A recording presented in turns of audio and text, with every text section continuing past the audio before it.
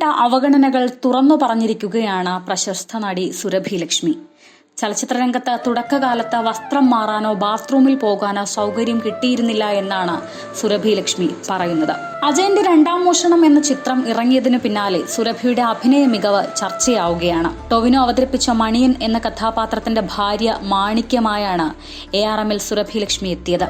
അപമാനത്തിൽ നിന്ന് ഉയർന്നു വന്ന കൊടുങ്കാറ്റ് ഉള്ളിൽ സൂക്ഷിക്കുന്ന മാണിക്യത്തിന് നായികമാരിൽ അല്പം പ്രാധാന്യം കൂടുതലുണ്ട്. പ്രണയവും പ്രതികാരവും നിസ്സഹായതയുമെല്ലാം ഈ കഥാപാത്രത്തിൽ കാണാം.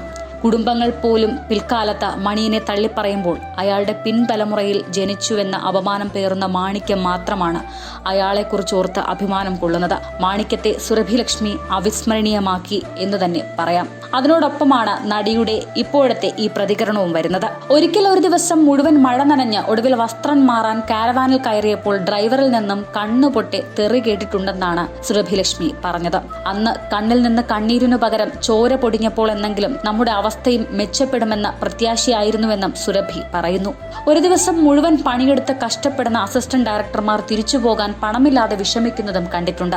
എല്ലാ സിനിമകളിലും ഒരേ അനുഭവമല്ലെന്നും ഹേമ കമ്മിറ്റി റിപ്പോർട്ട് പുറത്തു വന്നത് സിനിമയിലെ സിസ്റ്റത്തെ നവീകരിക്കാനായിരിക്കണം, അല്ലാതെ അനാവശ്യ ചർച്ചകളിൽ തനിക്ക് താല്പര്യമില്ലെന്നും സുരഭി ലക്ഷ്മി പറയുന്നു. ഹേമ കമ്മിറ്റി റിപ്പോർട്ട് പുറത്തു വന്നത് മുതൽ മലയാള സിനിമയിൽ ഒരുപാട് ചർച്ചകൾ വരുന്നുണ്ട്.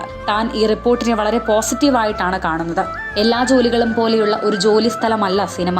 ഓരോ സിനിമയ്ക്കും ഓരോ തലങ്ങളാണുള്ളത്. ഒരു ഓഫീസ് പോലെ ജോലി ചെയ്യുന്ന ഒരിടമല്ല. അതുകൊണ്ട് ഒരു ഓഫീസിൽ ചെയ്യുന്നത് പോലെ എല്ലാ സിനിമയുടെ എല്ലാ തലത്തിലും സിസ്റ്റം കൊണ്ടുവരാൻ ബുദ്ധിമുട്ടാണ്. മാധ്യമങ്ങളിലെല്ലാം ചർച്ച ചെയ്ത കാര്യങ്ങൾ മാത്രമല്ല പറയുന്നത്, അതല്ലാത്ത കാര്യം കൂടിയാണ് താൻ പറയുന്നത്. 2005 മുതൽ 2025 വരെ ചെറിയ ചെറിയ വേഷങ്ങൾ ചെയ്തുവന്ന് 20 വർഷത്തിനടുത്തായി സിനിമയിൽ. അന്നൊക്കെ ജൂനിയർ ആർട്ടിസ്റ്റിന് കാരവാൻ ഒന്നുമില്ലായിരുന്നു. അന്നൊക്കെ തുണി മറച്ചിട്ടും അല്ലെങ്കിൽ വസ്ത്രാലങ്കാരം ചെയ്യുന്ന ചേട്ടന്മാരെ വിശ്വസിച്ച് ഇവിടെ ആരുമില്ല, നിങ്ങൾ മാറ്റിക്കോ എന്ന് പറയുന്ന വിശ്വാസത്തിന്റെ പേരിലാണ് ഞങ്ങളൊക്കെ വസ്ത്രം മാറിയിരുന്നത്. ചിലപ്പോഴൊക്കെ റൂമിലെത്തിയിട്ട് ബാത്റൂമിൽ പോകാമെന്ന് കരുതും.